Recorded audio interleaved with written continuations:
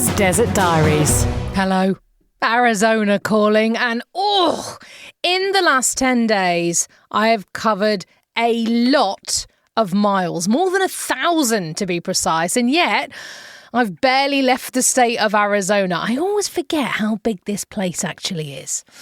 First up, as I told you last time we spoke, I drove the 230 odd miles each way to take my dad to the Grand Canyon. Now, last time he was here, as you might remember, more than 2 years ago, we'd headed south to Tucson and Tombstone and Bisbee and explored that really wild side of the old Wild West. But last week, we set off early doors and jumped on the I-17, the Interstate 17, and drove north through the desert, climbing a few thousand feet above sea level until we hit the pine trees and snow-covered mountains of Flagstaff. Then onto Route 66 and Williams, known as the gateway to the Grand Canyon, a one-street town nestled in the Kaibab National Forest at an elevation of more than 6,700 feet. Blooming cold up there.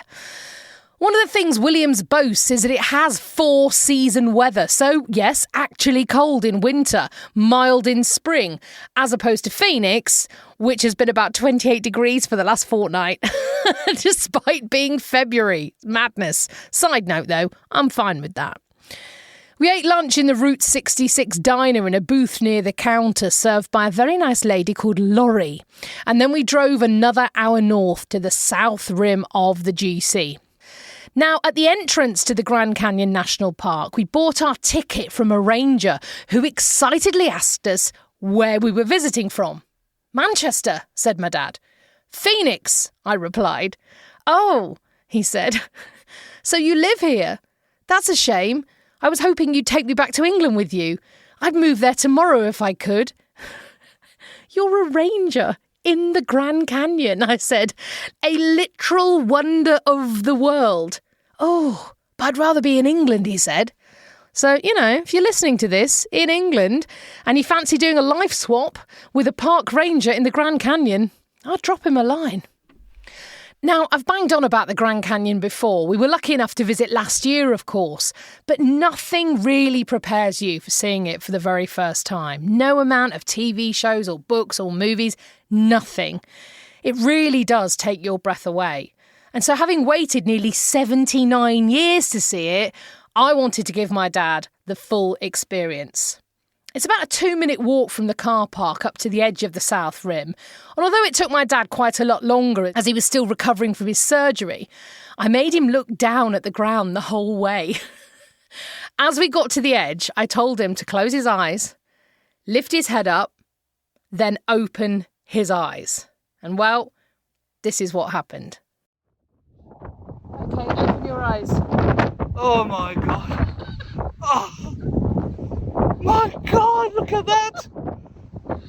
Oh, I can't believe it! Wow! That is incredible! Oh, man!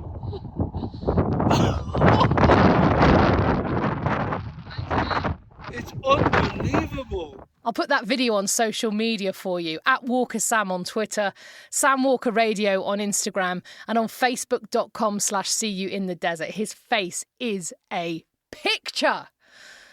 It was freezing at the canyon the day we went, but we spent an hour or so walking around, soaking in the awesomeness. Is that a word?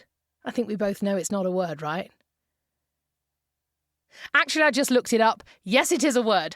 So we soaked in the awesomeness of the landscape and found out loads more amazing facts, like when you stand at the edge of the south rim of the Grand Canyon and look across to the other side, you're looking across a 10-mile gap.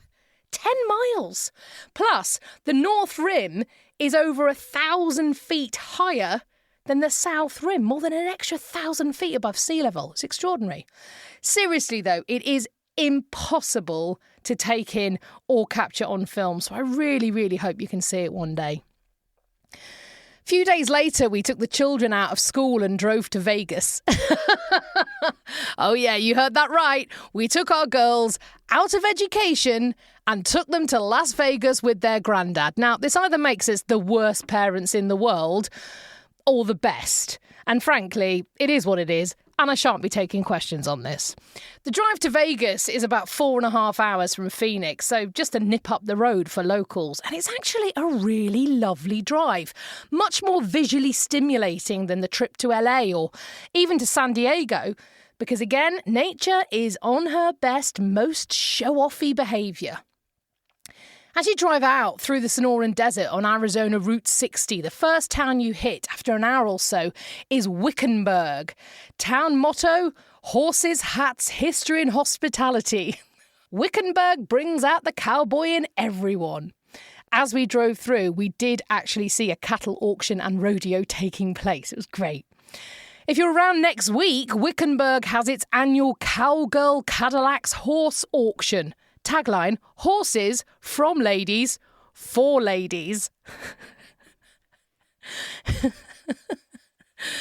The history of Western America is a tapestry of tales of bravado and bravery by men whose names would long outlive them, says the website. But just as vital to the creation of what we wistfully term the winning of the West were the women who defied societal norms and relinquished physical comforts to give a woman's touch to the new expanses of America. It is with deep admiration and a tip of the hat to those remarkable women we present Cowgirl Cadillacs. Every horse here is offered by a woman who strives every day to live up to the example set by those early female trailblazers. So the horse sale starts next Saturday at 2:00 until all the horses are gone. That's what it says. Is this an hour or 10? I don't know. But I really want to go. I really want to go. And I really want to buy a horse. I must not go and buy a horse. I don't think they live well in back gardens, but, we'll see. We'll see how strong my willpower is. More on Wickenburg in another episode, as it is a town with a rich history of its own. But we drove on, through the Tres Alamos wilderness, past the Vulture Mountains on Route 93, through Wickiup, population 305, past the Snoopy Rocket, on towards Kingman. Yes, I did say Snoopy Rocket, because really bizarrely, Wickiup, population 305, features a sculpture, for want of a better word. I mean, sculpture's pushing it, quite frankly, but I'm not sure what else to call it. A sculpture of Snoopy and Woodstock and a couple of the other Peanuts characters sitting on a rocket, which is essentially a painted telephone pole with a kind of nose cone and tail fins on it. And this is on the side of the road. It's really... I don't even know what the word is. But there you go. The Snoopy Rocket of Wickiup. It's in the middle of a desert. It's just very strange. We drove on into the Mojave Desert to Kingman, the largest town in northern Arizona, where about 30,000 people live. It's named after the engineer Louis Kingman. And for many years, it was a really, really important railway hub. You can still catch daily trains at the Amtrak station there to LA in one direction and Chicago in the other. And it's weird to catch a glimpse of a train after so long because no passenger trains run through Phoenix at all. An urban area of about 3 million people, but nope, you can't get on a train. I haven't been on one for years. Again, lots more to say about Kingman and its history on another episode, but it had a very different feel to Phoenix.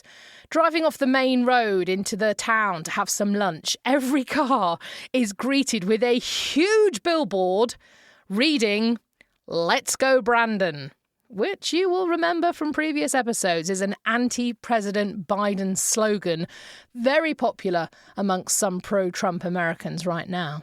Another little side note, we were served at a little diner in Kingman by a woman whose mother was from Ipswich. I know, small world.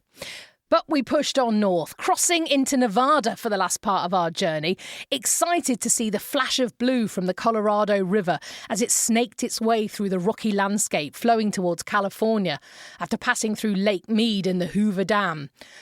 I'd visited the Hoover Dam when on holiday in the States when I was 9 years old, and I haven't been back since. We were in a rush to gamble away the Children's College Fund in Vegas.